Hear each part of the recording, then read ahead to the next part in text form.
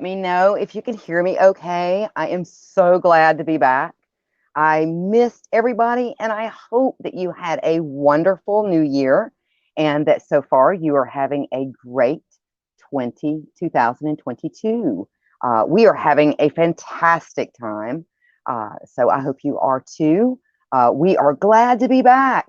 And if you're new here, we always love new victims here in the crypt, so say hello and let us know you're here and where you're from. So we're going to give everybody a little bit of time to get in here, get settled, do all the things.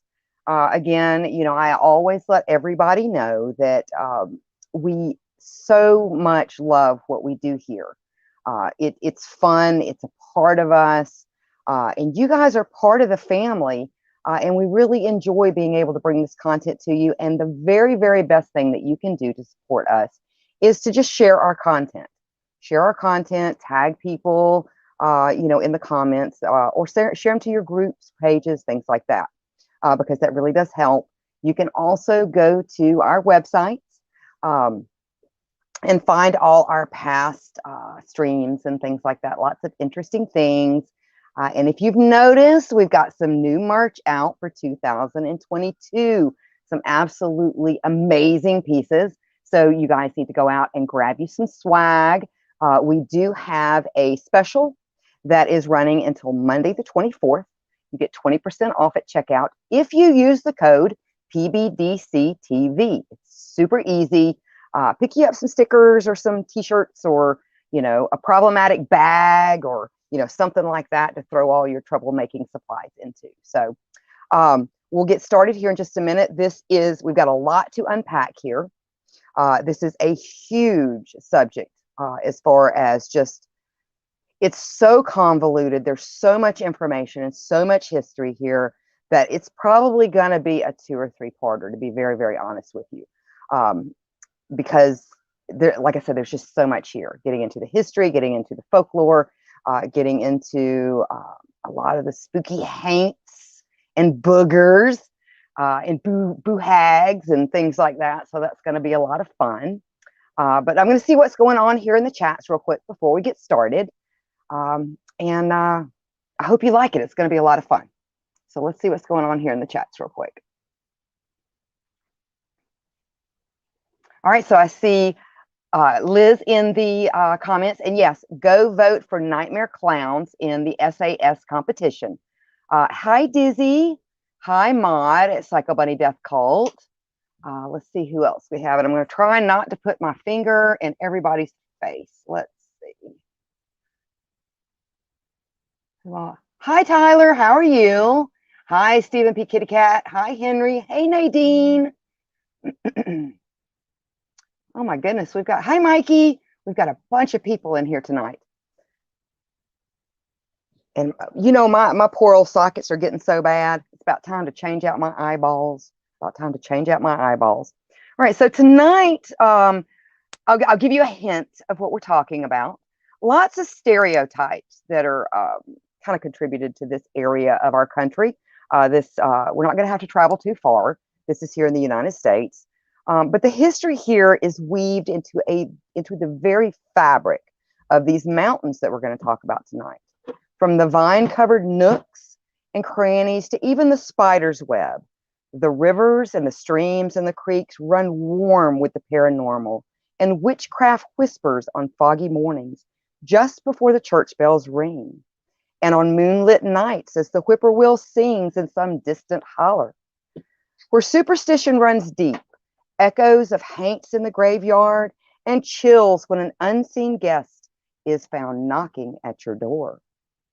These hills have been soaked in blood and bone, and have resounded with the cries of life and death more times than our minds can even comprehend. Her soil has been stained by the blood of soldiers and slaves alike. These same struggles have given rise to the culture today in the form of tradition, folk song, art, and of the cunning people.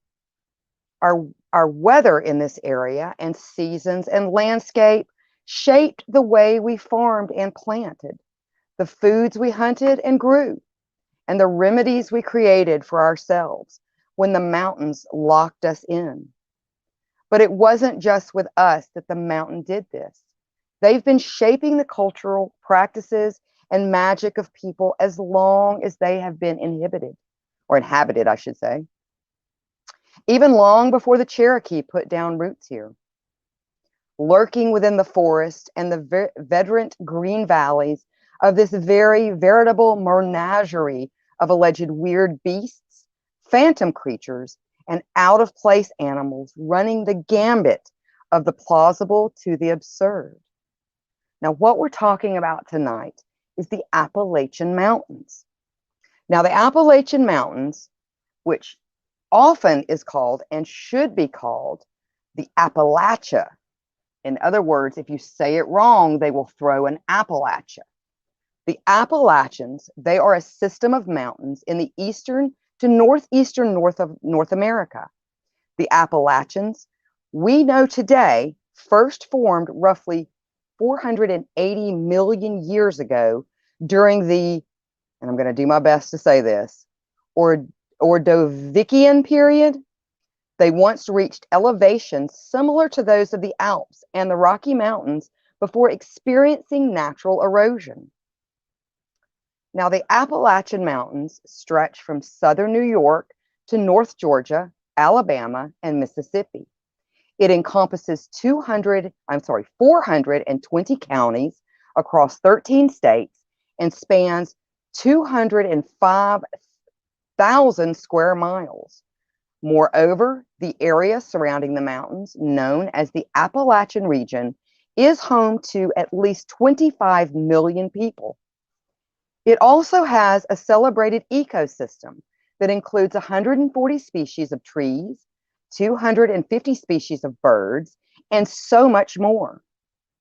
Besides housing a variety of wildlife, the region fuses different ethnic groups to create the diverse traditions and customs of the Appalachian people. Although the term Appalachian refers to the entire mountain range, some of the more well-known subranges include the Blue Ridge Mountains and the Great Smoky Mountains. The highest peak of the Appalachian Mountains can be found in North Carolina. However, scientists deduce that they were once as tall as the Himalayas. Of course, this would have been in their early years, when they formed long before any human could catch a glimpse of them. As the United States Geological Survey explains, the rocks at the core of the Appalachian Mountains formed a very long time ago when North America and South America merged together. However, the mountains did not form all at once. They would pop up but erode over time. Now, this cycle continued. As one mountain set crumbled, another would emerge.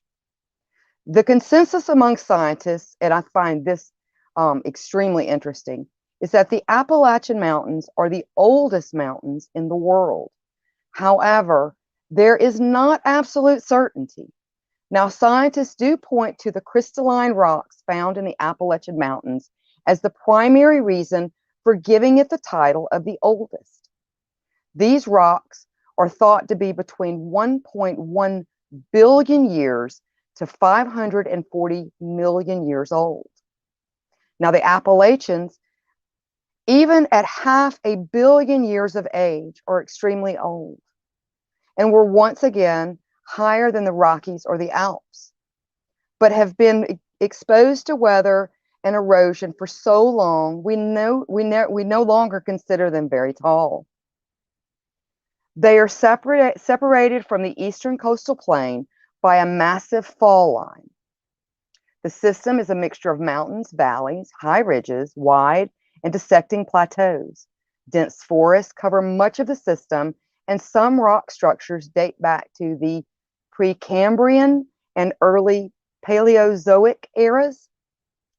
Now, on the eastern side of the southern Appalachian Mountains, between the Blue Ridge and the fall line, is a rolling plateau known as the Piedmont. And if you know at least rudimentary about the Appalachian range, A lot of these names will sound familiar. So there are rolling plateaus known as the Piedmont, which takes up a large proportion of Georgia, the Carolinas, and Virginia. Now, on the west side is the Cumberland Plateau, stretching from West Virginia to Alabama. And in between the Great Smoky Mountains and the Cumberland is a hilly region called the Ridge and Valley, which stretches from central Alabama up to New York State. It's a very long ridgeline. Now, the interesting thing about the Appalachian Mountains that you may not realize is that they are, or I should say once were the same mountain ridge as the Scottish Highlands and the Atlas Mountains in Africa. They were the same mountain range. Now, the Central Pangea Mountains was a prominent mountain ridge in the central part of the supercontinent Pangea that extended across the continent from northeast to southwest. Now, several native tribes lived in the Appalachian Mountains before the arrival of white settlers. In the South, one of the most prominent tribes was the Cherokee. According to Cherokee legend, the Great Smoky Mountains were formed by a giant buzzard circling around the earth after a great flood. When the buzzard reached the Smokies, he plummeted to earth in exhaustion, where his massive wings touched the earth. And today, there are still some descendants of the original Cherokees living in the southern Appalachian Mountains.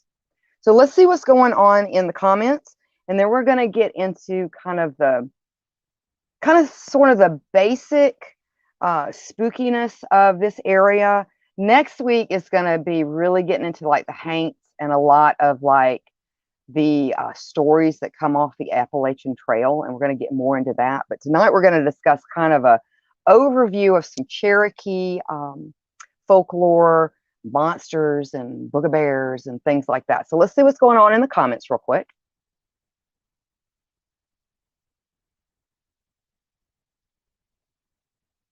And Nadine says, Northern Cherokee Nation present.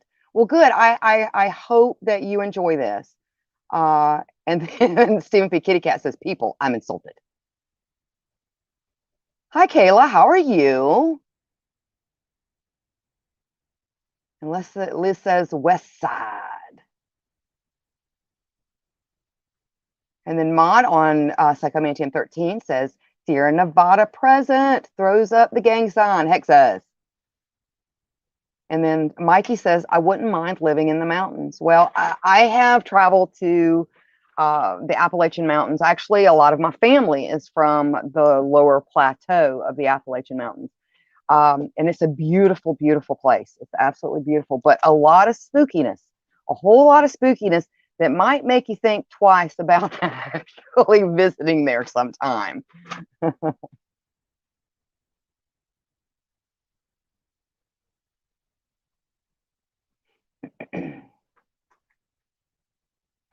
Let's see. And then Psychomantium 13 says, you got a pretty mouth. And then Calvin says, what's that? Do I hear banjos? You know, and we're going to get into that a little bit, a lot of the misconceptions. And they actually, a lot of those of what we think of now actually come from one specific article that was released, I believe, in the 1930s. And really how diverse the culture is there. But we're going to get into that here in just a minute.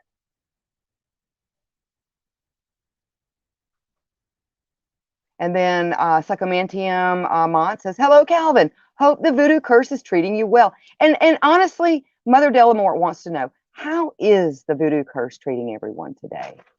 Let's see. I spilt a little bit of my Coca-Cola down my shirt. So I that's really all I have to say about that. All right. My goodness, you guys are chatty. All right. So let's go ahead and get into this. All right. So, and again, I'm not going to get into, and it's not out of disrespect. It's just, I'm going to kind of veer away from the more historical atrocities that, of what have happened in these mountains. There's been a lot of atrocities in these mountains, and go more with like some of the folklore. But I do want to make mention of some things.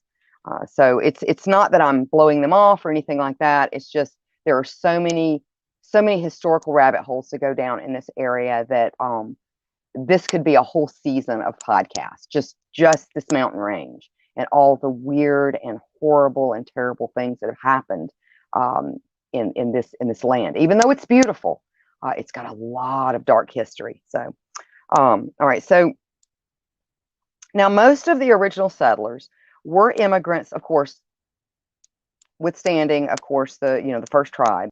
But most of the original settlers, as we know them, were immigrants from the English Isles. Although some German and Dutch settlers also made the journey, they brought with them colorful traditions, beliefs, folklores, dialects, to the point of even Elizabethan era words and phrases, which one can find in the works of Shakespeare, as well as religious and healing arts and practices. As time passed, the isolation of mountain life transformed many of these things. Words were mispronounced, phrases and sentences were rearranged, and the new words were created to fit the rugged mountain life these settlers faced. Folklore, traditions, and practices also merged and blended together. Appalachian people are considered a separate culture made up of many unique backgrounds: Native Americans, Irish, English, Scottish, and then a third section of descendants of the German and Polish immigrants, all blended together across this region. The Cherokees learned to coexist with their European settlers and even fought with them against the British during the War of 1812. But sadly, the discovery of gold in North Georgia, the federal government made a concerted effort to drive the Cherokee out, culminating in the infamous Trail of Tears removal of 1838.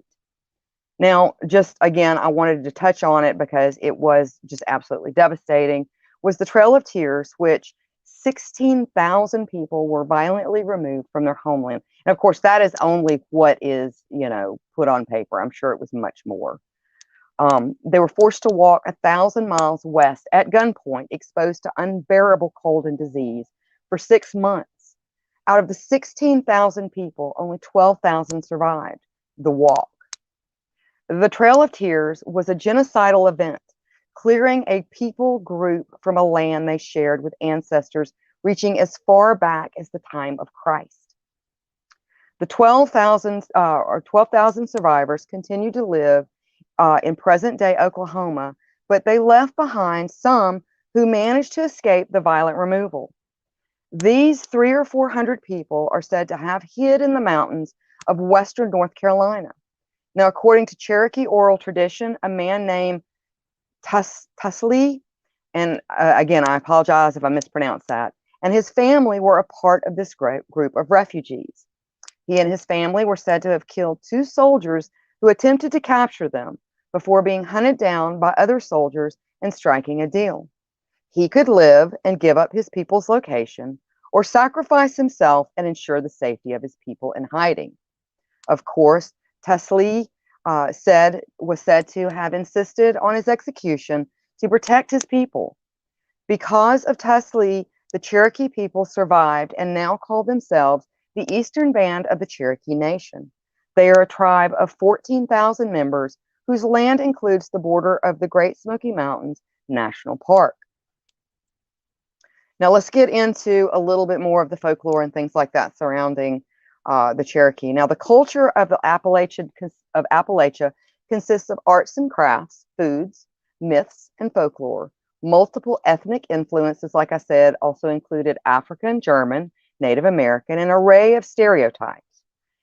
Now, this was written by Wendy Ines in a article in Future Stories Latest News. And I like how she put this, and this is kind of getting into kind of the stereotypical, where it came from, and kind of what Hollywood based a lot of their stuff off of moving forward. So now perhaps no group of people has a higher list of stereotypes than those who call the Appalachian Mountains home. When many people think of the Appalachian Mountain people, what normally comes to mind is Snuffy Smith smoking a corncob pipe, wearing overalls, and being lazy. Many of the stereotypes that people think of today originated from a single publication called A Strange Land and Peculiar People, which was published, and I was wrong on the date, in 1873. Now, mountain people trace their roots to the Scottish people to whom England's King James I gave Irish lands in an effort to allow two of England's biggest enemies to basically eliminate each other. Otherwise known as the Ulster Irish, named after the area of Ireland they received, or what we know now as Scotch Irish. Faced with continued hardship in Ulster, the Scotch-Irish people began a massive migration to the colonies between 1720 and 1775. Now, unfortunately, proper colonial society regarded the Scotch-Irish as an ignorant horde and shunned them. So the Scotch-Irish people headed west until they found a place that closely resembled the mountainous lands from which they came, the Appalachians. And little did they know, it actually was a mountain range descended from the very Scottish Highlands from which they came. Now, the Appalachian culture is often called clannish, and indeed it is, reflecting the clan structure that exists to this day in rural Scotland and Ireland, and created a society extremely difficult to penetrate by outsiders, including law enforcement. When outsiders began asking questions, mountain people closed ranks and protected their own. Now, mountain people have their own dialect of English, and while it may seem unsophisticated, it is actually closer to its origins than the dialect most speak today.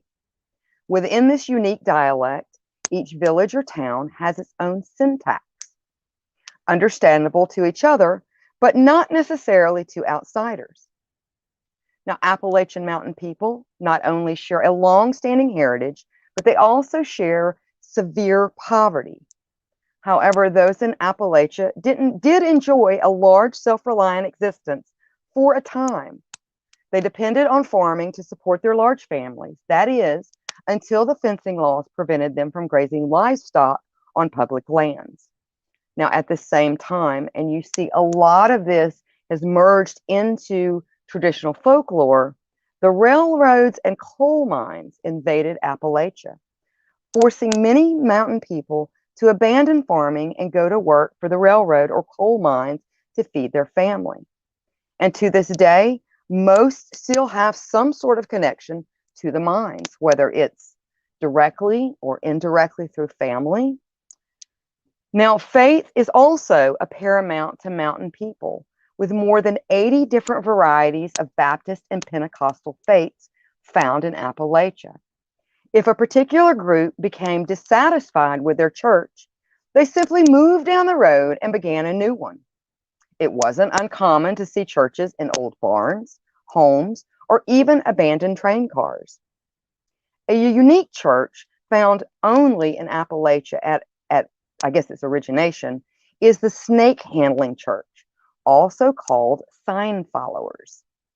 They believe their faith allows them to handle venomous snakes and drink poison unharmed. Now, snake handling is actually illegal in every state except West Virginia, but many continue to do it anyway. Gospel music, along with bluegrass and other types of mountain music, are popular forms of entertainment as well as an integral part of worship. The music itself has strong roots in the Celtic music of both Scotland and Ireland. Now, while many stereotypes abound regarding Appalachian people, few of them are actually true. In truth, Appalachian Mountain people are a proud, ingenious, complex population of people with their own unique culture that has resisted change for the last 2 centuries. Mix that with such an ancient and expansive mountain range, it is perhaps no surprise that there are many mysteries to be found within its green, rolling peaks, spanning range of inexplicable phenomenon from hauntings to mystery creatures, bizarre humanoids, mysterious underground bases, lost tribes, witches, and lots of magic. So let's see what's going on in the comments real quick. And then we are going to go to a commercial break. And then we're going to talk about Raven Mocker. So interesting tale, interesting tale. So let's see what's going on in the comments real quick. And then Mike said, wasn't it Appalachian people that got called hillbillies? Yes. And from what I have read, and of course I'm don't know everything, and I'm sure that there are some here that know much more than I do. But it kind of intertwines a lot with the coal mines and with the word redneck. You know, a lot of people associate, well, and I want to say redneck actually comes from probably a lot of different sources. But as far as connection with coal mines, a lot of it had to do with a very big skirmish and disagreement that occurred between mine workers and unions way back a long time ago. And so a lot of the ones that supported the miners would wear red bandanas around their necks. And that's where a lot of people associated coal miners with rednecks, when in actuality it had more to do with a disagreement between working conditions of the unions, the coal mine unions, and the union workers, or the coal miners, I should say. But it was an insult at that time to call them hillbillies. And I think that's where a lot of that came from. So, and then Mike says, I can hear them screaming in the forest at night. They prey with snakes and poisons my mind. There are a lot of superstitions with things that you will hear in the night and see within this mountain range. Certain things that you should not do. You do not whistle at night. Never whistle at night because you can call things to you that you do not want to call to you. But yeah, and getting with the snake handlers and things like that, I think one of the things that I find and see, I've gotten completely down another rabbit hole. I find so unique is that there's such a unique blend of, now there's going to be a lot of people that disagree, but from my personal experience and having water witches in my family, there seems to be a very big connection between what we would think of as almost like traditional witchcraft mixed with a lot of the Haitian beliefs, because you had a lot of escaped slaves that escaped to the mountainous ranges to hide, as well as a lot of the Cherokee beliefs and things like that. There's a lot of, and you hear a lot today, wildcrafting or granny magic. It's almost like what you would think of as, at least for me, like traditional hoodoo and witchcraft, where there's like, they will heal you, but they have no problem like cursing your ass too. But their pantheon is Christian based. Very unique. It's very, very unique. Very common to like the northern parts of the Appalachians, like the powwow and Ozark magic of like Pennsylvania and things like that. Just a lot of neat stuff. And then Nadine says, not whistling at night, you'll summon the Wendigo or the knot deer. Yes, the knot deer are fascinating. I don't know why, and it may be just I'm wrong, but I think the Wendigo, for me, I always associate it with more of like the Western Indian tribes. But the Cherokee have certain witches, I should say, shapeshifters, that to me are very, very reminiscent of like a southern version of the Wendigo or the Skinwalker. But yes, the knot deer are terrifying. And if you don't know what a knot deer is, go check it out. They're scary. They're scary. And then Calvin says that my great-grandmother was a Cherokee. And we're going to get into a particular race that was found within the Appalachian Mountains that they still are doing DNA on. And they're like, if you've got some sort of connection bloodline wise to the Appalachian range and what they consider the Appalachian Mountains, most likely you've probably got some of this DNA in you as well. They're even linking possibility that it could have been maybe the lost people of Roanoke. You never know, but we're going to get into that next week or the week after. Like I said, there's just so much that goes along with this area, and we're probably going to run over tonight too, just to let you know. But it's a Saturday night, so.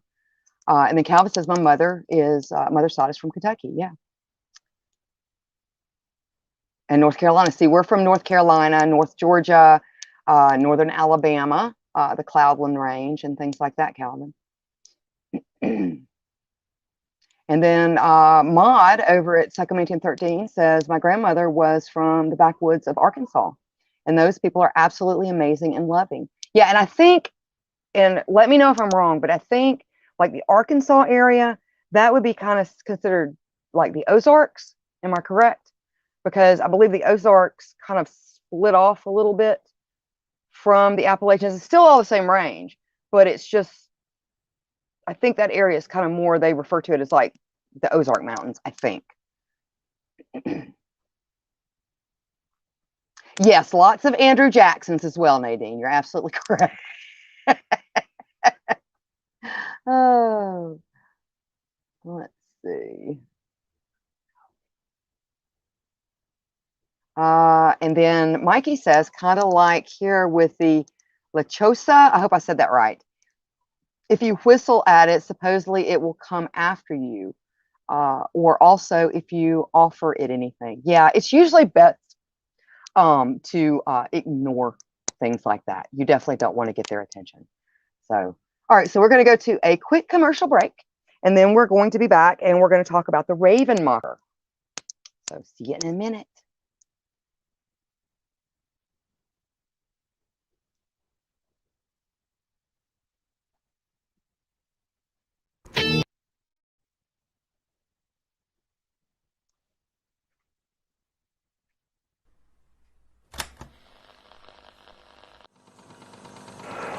This is Mikey from Out of the Ordinary, and you're watching PBDC TV.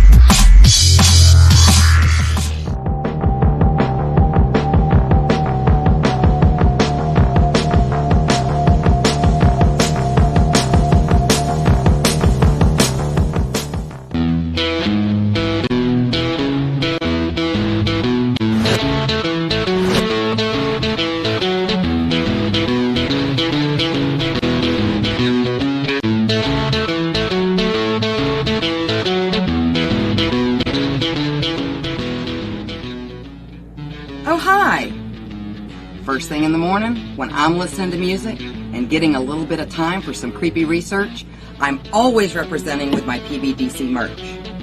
What a better way to have a cup of coffee in the morning.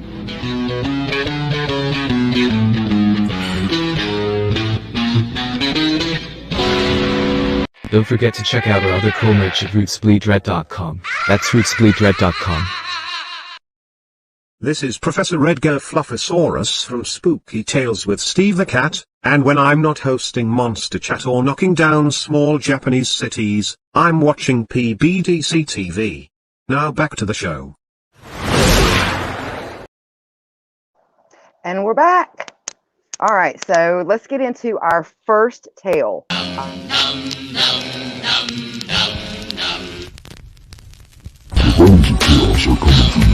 The bunnies of chaos are coming for you. The bunnies of chaos are coming for you. Good morning! Those damn bunnies. Oh my God. All right, so the Raven Mocker. So now the Raven Mocker is an evil spirit and the most feared, or one of the most feared, of the Cherokee witches.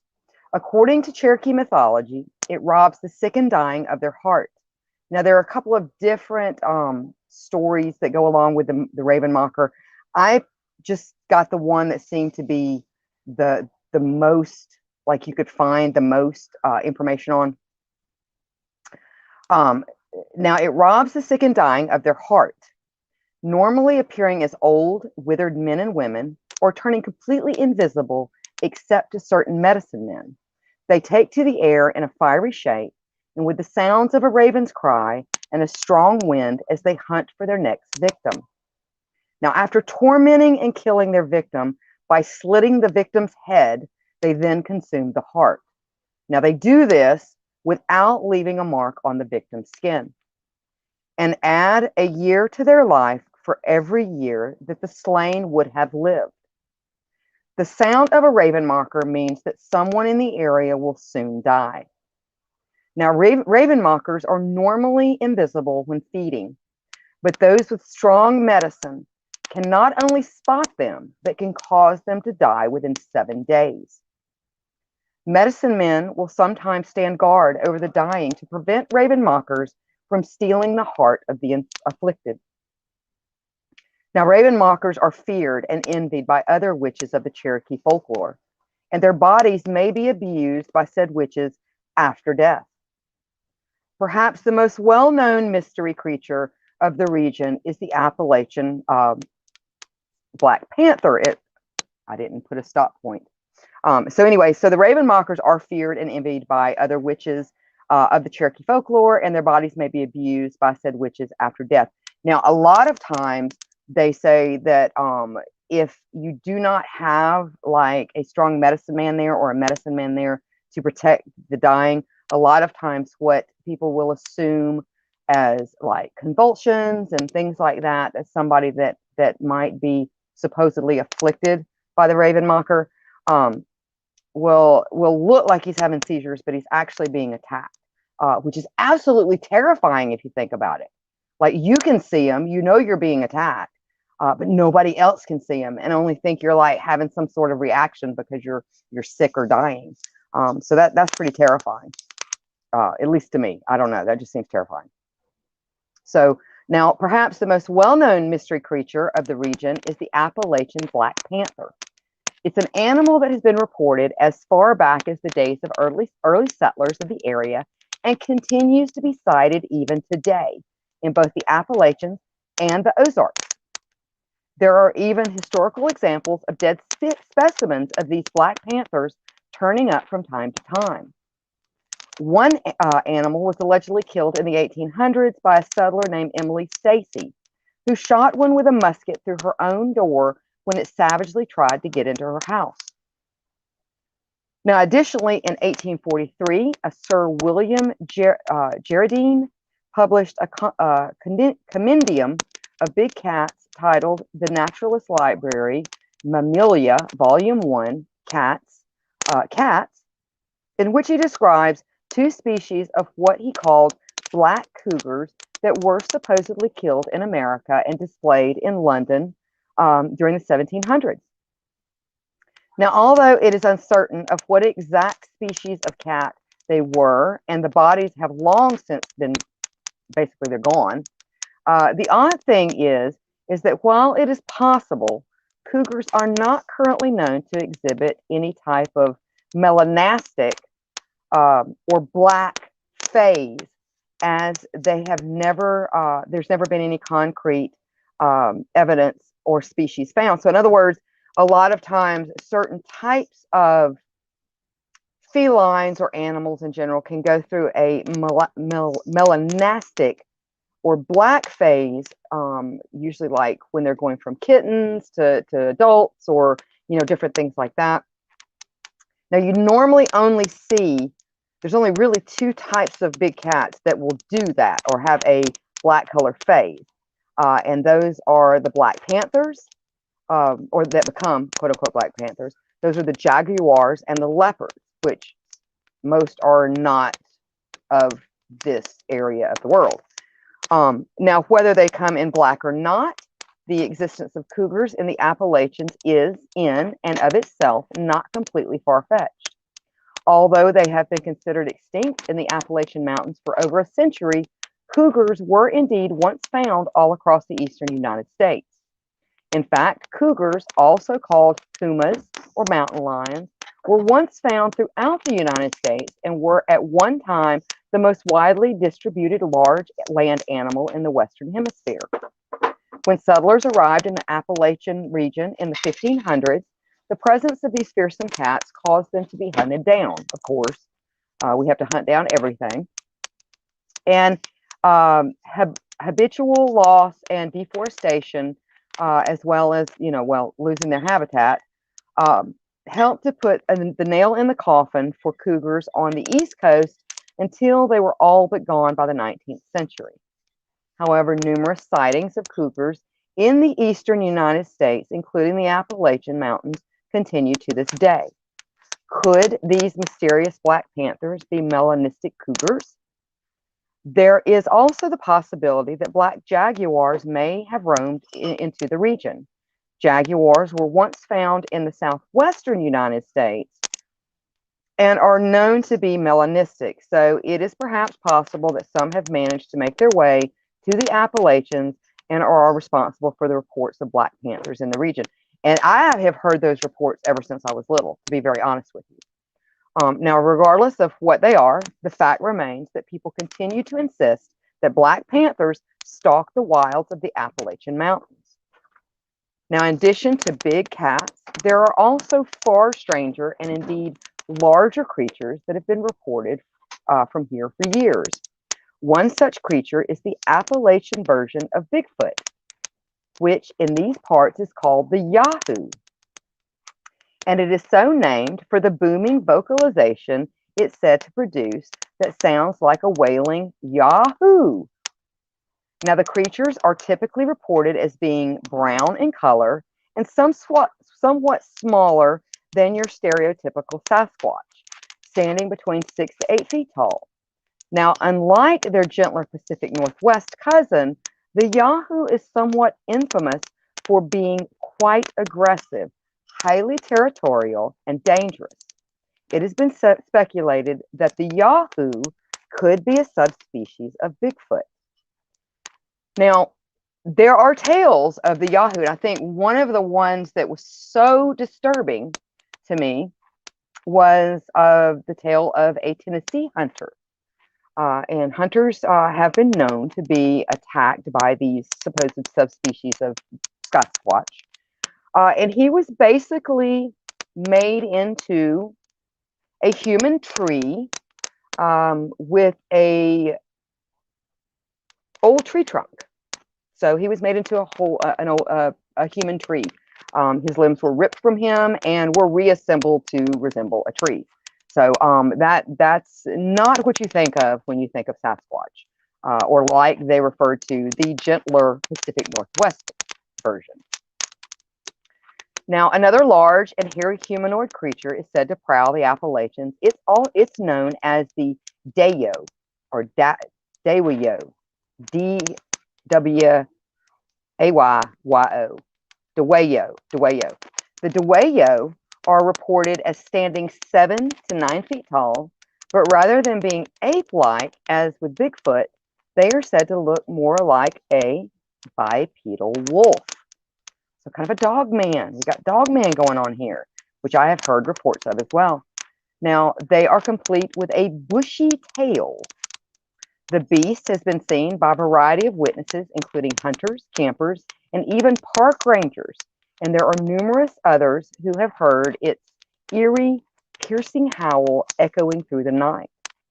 Now, like the Yahoo, the Dewayo is also known for its rather nasty disposition, and various cases of cattle mutilation reported throughout its supposed range have been attributed to this creature. It is said to be feared by dogs, which it will attack without hesitation, and a claim made more sober by, occasional reports of mysteriously mutilated dogs within the mountains. There have also been reports of the Dewayo lunging at cars from the woods and even attacking people.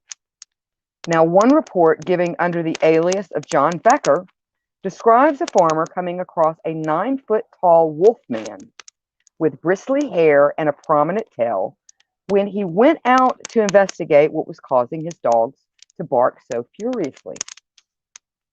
The monster allegedly reared up and snarled, after which it launched itself at the farmer in a rage, with the man barely able to escape from its slashing claws back into his house as the ferocious creature paced outside before disappearing into the surrounding wilderness. So let's see what's going on in the comments. And we're going to talk about a haint. Maybe a haint.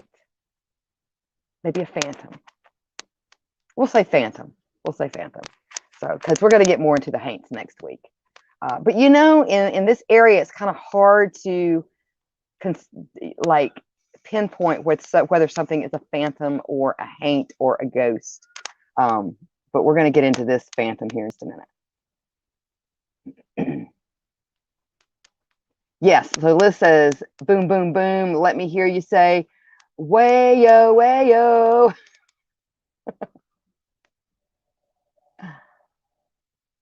The way-yo.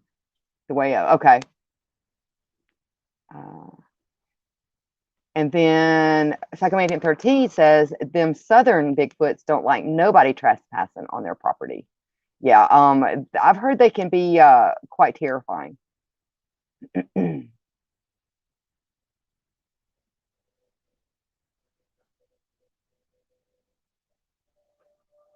Well, it wasn't a Bigfoot that was ripped apart and put back together to resemble a tree. It was a hunter that was ripped apart and reassembled back into a tree. It was a human tree. Hi, Ange. How are you?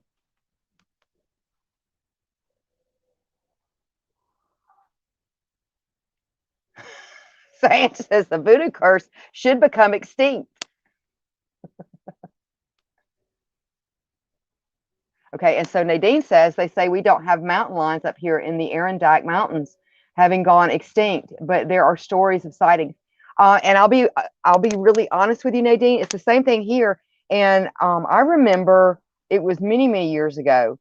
And I know what the smaller cats sound like, you know, like of like the wildcats and things like that around here. But it sounded like what you would think of as a big cat, like call that we heard one night.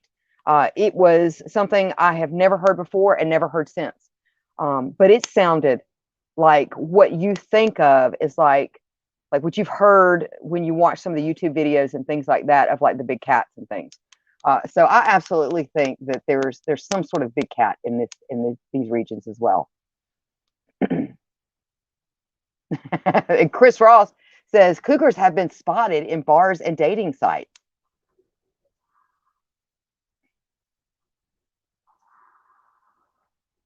Yes, cougars do like them young. That's true.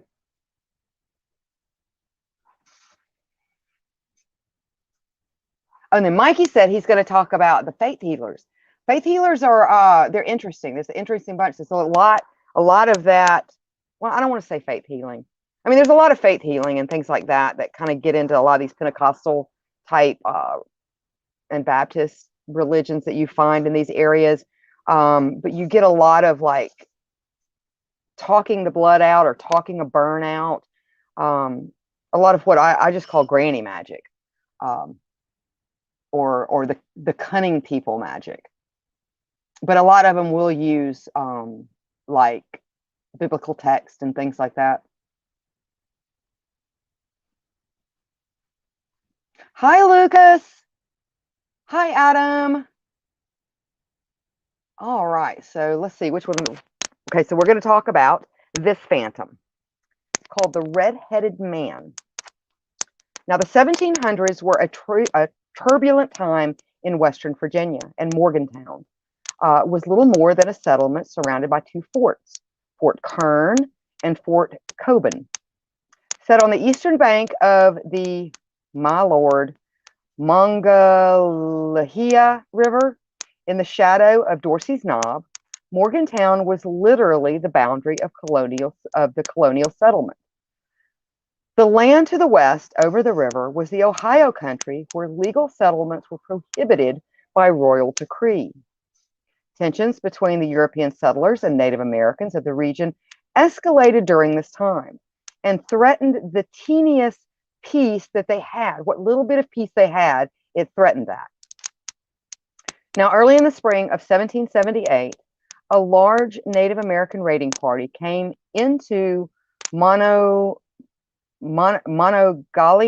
County bent on revenge. Their murderous rage was the answer to events perpetrated by colonial settlers in the wake of Lord Dumour's War of 1774, which included the murder of Native American families in the surrounding area. So you can kind of understand why they were kind of pissed off. Now, at the time of the raid, a group of settlers were returning with an armed escort from planting corn about a mile from Fort Coben. The natives hid in the bushes on both sides of the road to the fort and effectively ambushed the party on their return, firing into the group before they even saw the natives attacking. Now, amazingly, most of the settlers escaped harm. Only 2 men and 1 horse, who had been part of the armed escort, were casualties of the skirmish. Jacob Miller was shot through the abdomen, tomahawked, and scalped as he died. Another, John Woodfin, who was shot in the thigh, was trapped beneath the weight of his dying horse. Now, as the rest of the party escaped back to Fort Coben, the natives captured John Woodfin. To make an example of those who would attack and kill Native Americans, Woodfin was taken to the rocks on the top of Dorsey Knob. There, overlooking Fort Coben, the natives tied him to 2 slender poles that had been driven into the ground and tied into the form of an X. With each of his arms and legs tied fast to a separate end of a pole, John Woodfin was then systematically flayed from the top of his head all the way down to the base of his neck. His skinless flesh shone blood red as a beacon of warning to the settlers in the fort below. John Woodfin died of his horrible wounds on the top of Dorsey's Knob. His bloody, disheveled corpse remained in view within the settler until the settlers found it safe to retrieve the body for burial in the small cemetery near the fort. So it stayed there for a little while. However, as a result of his tragic death, John Woodfin is anything but resting in peace. Throughout the centuries since his death, there have been many visitors to Dorsey's Knob who have encountered John Woodfin, or as he is comically called, the Red-Headed Man. It is said that over the last 242 years, the Red-Headed Man has approached many unsuspecting visitors to Dorsey's Knob. Day or night, he has been spotted by families on picnics, couples in cars, and hikers exploring the heights of the town's tallest point. But John Woodfin is not a happy ghost. To encounter the Red-Headed Man is an encounter with an angry, vengeful spirit. His goal is to approach a living individual, attack them, and steal the skin from their face and head to replace that which he has lost. During the attacks, his veiny, unhealed flesh still glistens with the gore of his wounds. However, there is protection against the red-headed man. Visitors who know the story will carry with them a small, handmade X, basically 2 sticks tied with twine. They'll either put them on their windshields or carry them in their pockets. Evidently, John Woodfin still fears the apparatus to which he was tied and tortured, even in a miniature version. His bloody end came as an unfortunate side effect of living during a most violent time. And if you ever find yourself on Dorsey's Knob, carry with you the cross of 6 and say a kind word for John Woodfin. All right, so we're going to move a little further south, and we're going to talk about Roan Mountain. Now located in the southeastern United States, standing within the ancient Appalachian Mountains along the border between North Carolina and Tennessee, is the seemingly eternal cloud-clad Roan Mountain. Its long ridge line soars up to 6,285 feet into the sky. It contains 5 separate mountain peaks and is a vast expanse of untouched, dense wilderness holding within the Cherokee National Forest. Pishka Run, and in addition to its rugged Pishka Run National Forest and Roan Mountain State Park,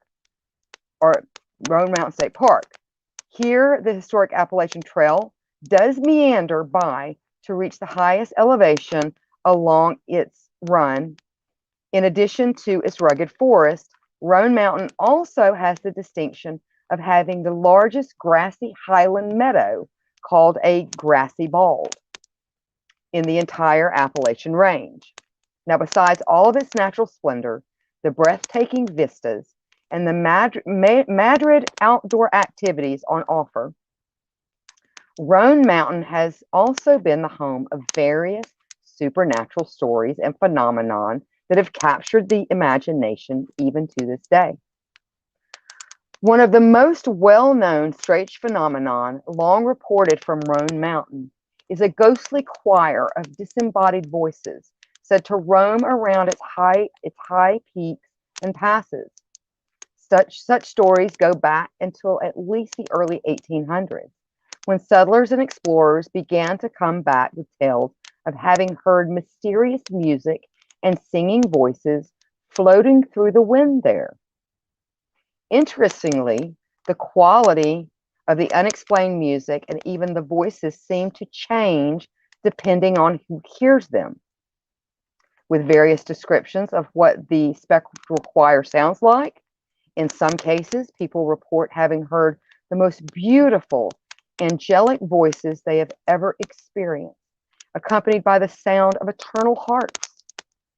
In others, the sounds took on a more serious dimension, sounding like chaotic screeching and the horrifying wailing and screams of the damned to the symphony of a hellish noise.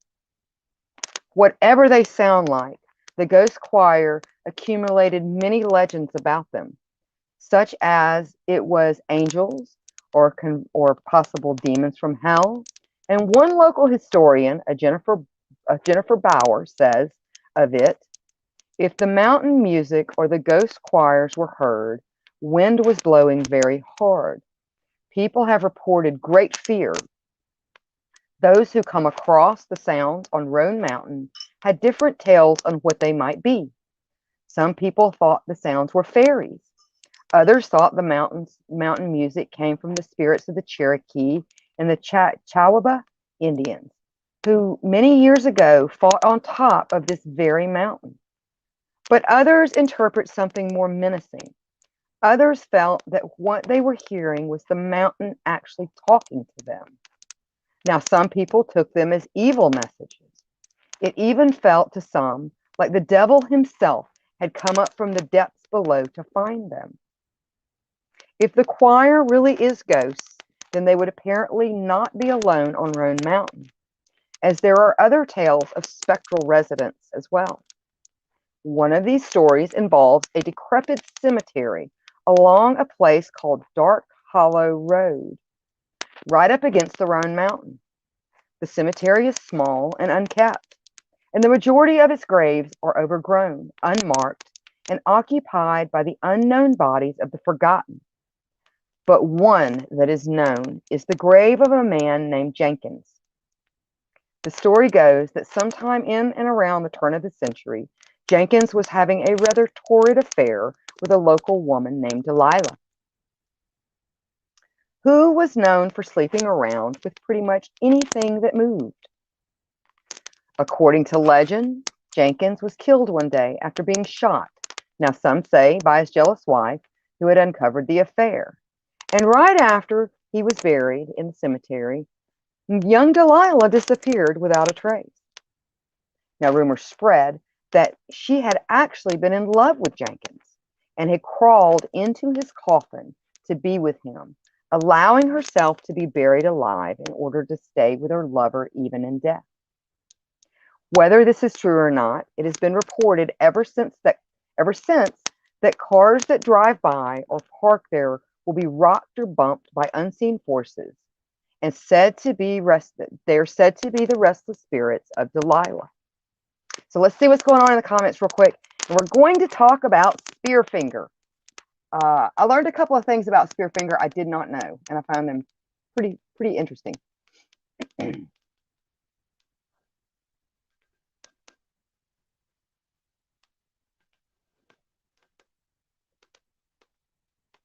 And then Psychomantia Mod says that they have lots of mountain lions in their area.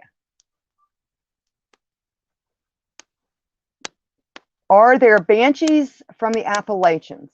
Well, it depends. If you're asking me kind of in general, Mikey, a lot of Scottish or Scotch-Irish people do believe that the banshee actually, like each banshee may belong to a particular family. So the banshee will follow the family. So I would say yes. You hear a lot of stories, especially when I was very, very young. You hear a lot of like death omens and things like that that came from a lot of the mountain people.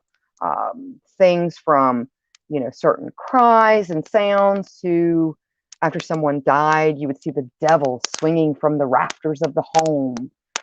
You know, just all kinds of things like that. So I would say yes, there are probably banshees in the Appalachians. Okay, so Chris says, I'm surprised you don't have your own page, Mother. I have looked for it many times. It is one of the, a shoemaker's children has no shoes.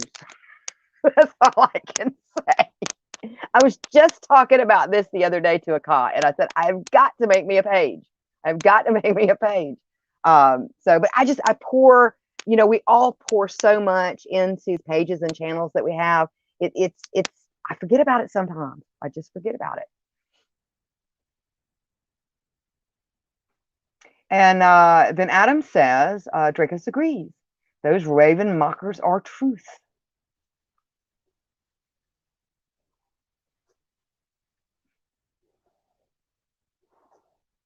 All right. All right. So let's get into Spearfinger because, yeah, we're already running over. So, all right. So let's see. We finished with poor old Delilah, who crawled herself up into a casket.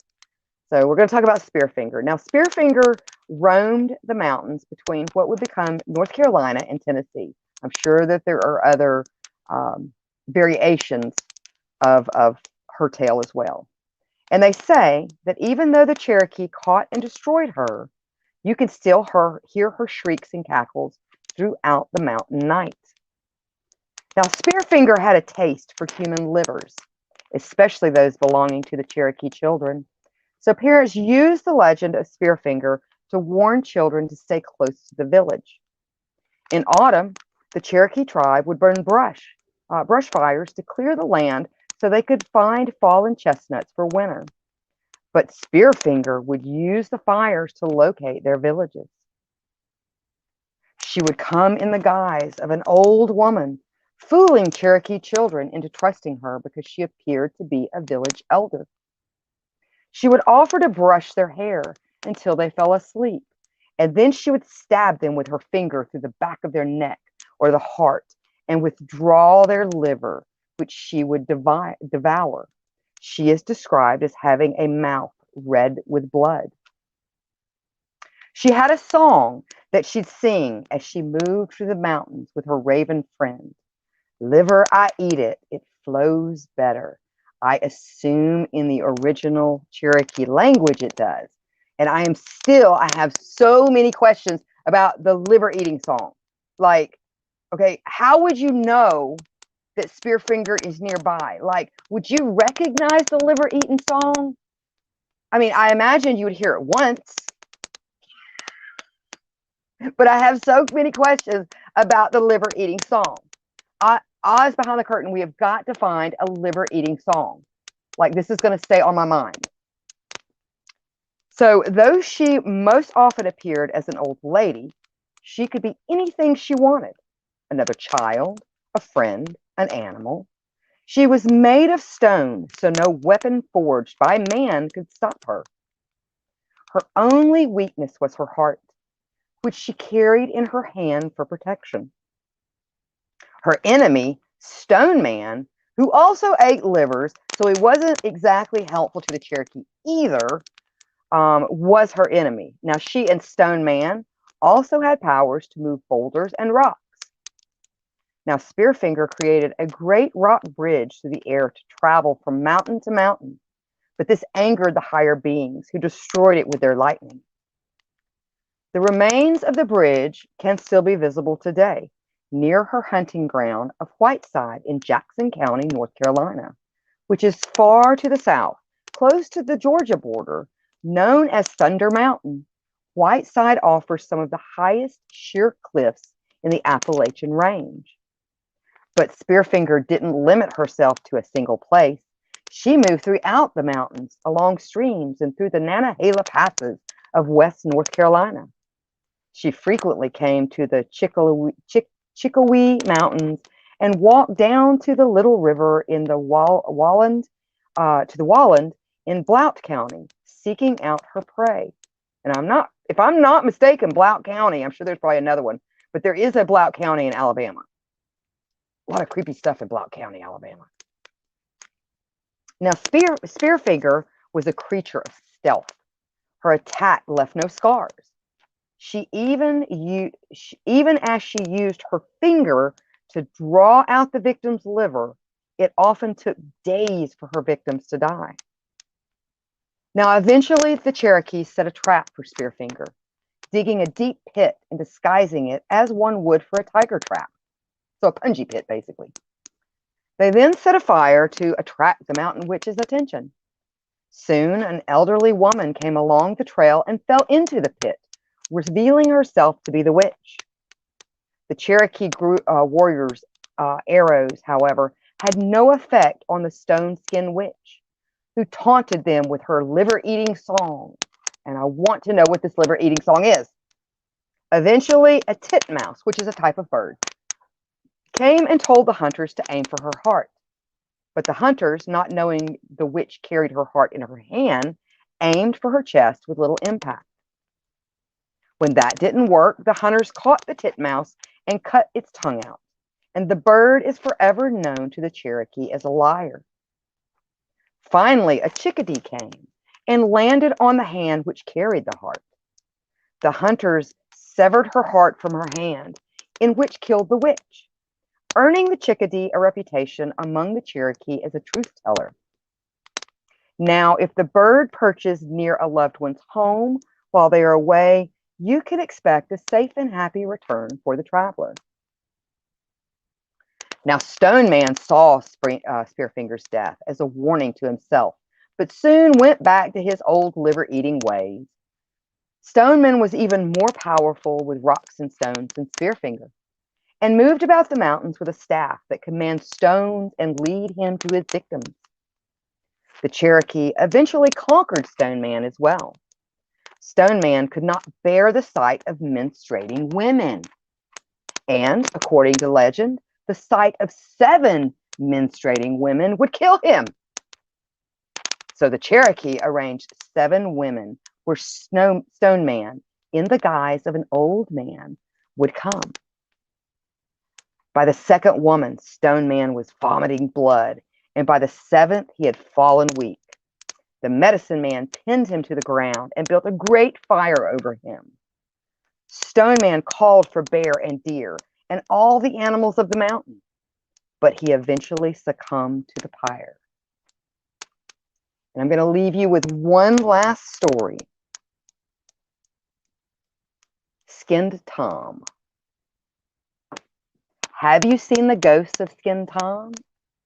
Blood red bones with all his skin gone. Ooh, ooh, ooh, ooh. Wouldn't it be chilly with no skin on? Now, in rural Tennessee, there lived a young man named Tom. He was handsome, witty, charming, and athletic. What's more, Tom had an eye for the ladies, and he couldn't resist their charms. And they couldn't resist his as well. Every girl in town eventually fell for Tom's good looks, but he was never satisfied. As soon as he had romanced one girl, he would break up with her and move to the next. Before long, Tom had dated almost every single girl in the area. Now, in search of more romance, Tom moved to new pastures and began driving to the next town over, hoping to meet more girls. Soon, he came across a beautiful young lady named Eleanor. She had long blonde hair and bright blue eyes and a curvaceous figure. Tom was smitten with Eleanor, and they began dating. There was just one problem. Eleanor was already married. But Tom didn't let that deter him. In fact, he enjoyed the excitement of sneaking around and having an affair with a married woman. The pair would often meet late at night in the local lover's lane and make out in Tom's car. Tom and Eleanor made little effort to keep their fling a secret, and before too long, the folks in the town began to gossip. Eventually, her husband got wind of what was going on and was driven insane with jealousy. He vowed to get revenge on the two of them. He told his wife he was going out of town for the weekend and then hid in the woods behind their house. As he guessed, that evening, Tom showed up to take his lady out. The husband followed them to the nearby lover's lane. Tom and Eleanor were locked in a passionate embrace when, all of a sudden, they heard the car door open. Standing there were Eleanor's husband. His face was twisted with an evil grin, and his hand was clutching a hunting knife. Tom was scared out of his wits and began to beg for his life. He swore up and down that he didn't know Eleanor was married, but the husband didn't believe him. The wronged husband grabbed Tom by the ankles and dragged him out of the car, still bearing a sadistic grin upon his angry face.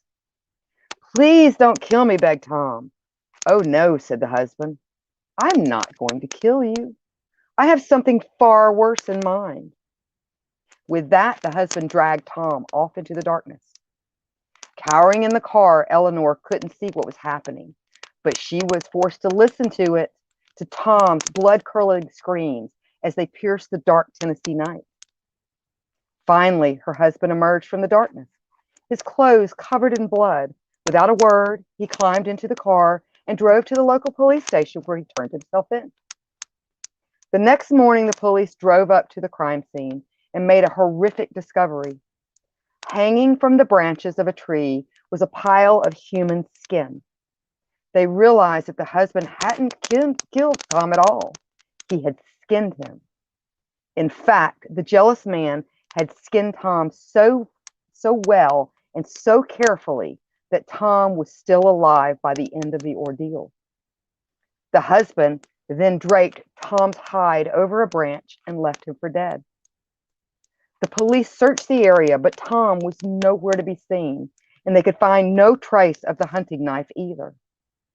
They say that Tom still lurks around this area, waiting to catch a cheating couple, or to teach them the same lessons that he learned that fateful night.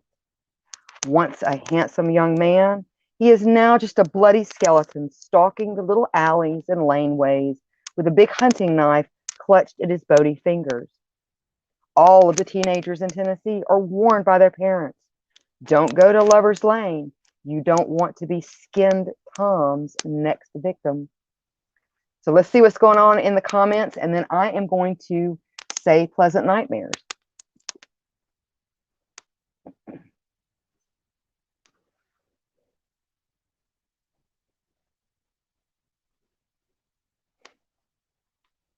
Disneyland had Thunder Mountain. Yes, they did.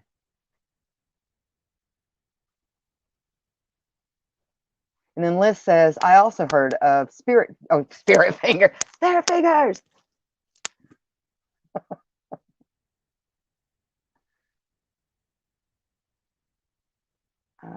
see.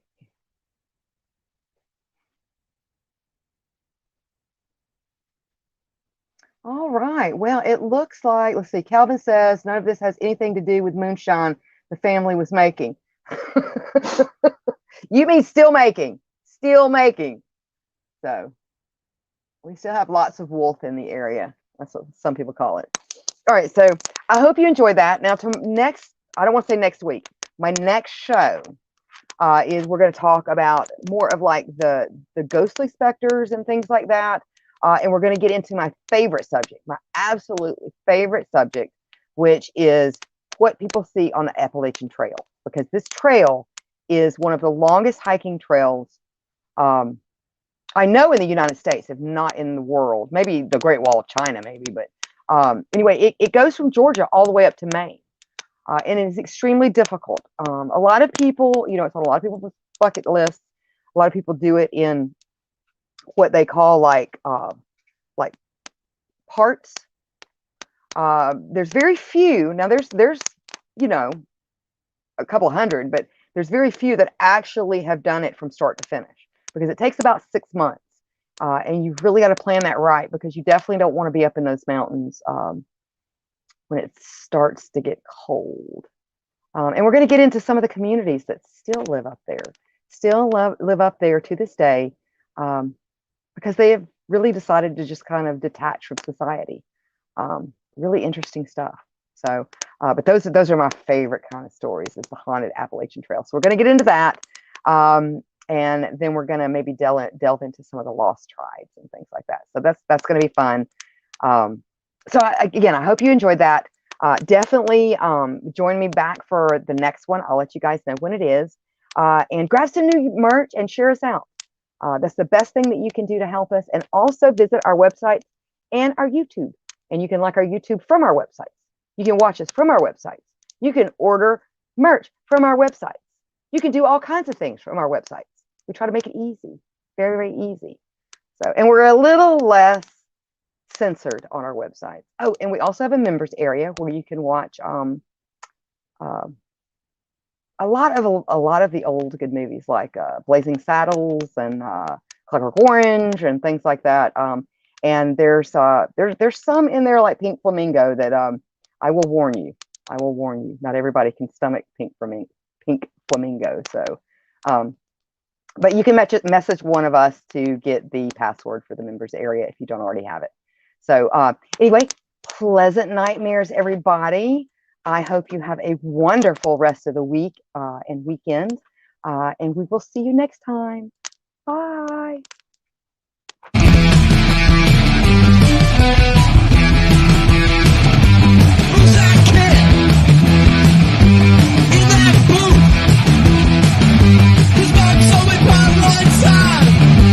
Trying to get my ass.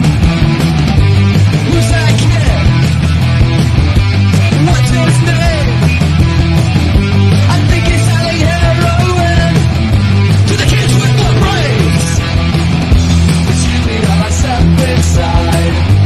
Mirrors in the living provide a setting for the drink I ordered. This is Mr. Applewhite speaking. There is nothing wrong with your device. Join me here on Psycho Bunny DC. A delightfully dreadful consternation of horror content. Use your head and free your mind.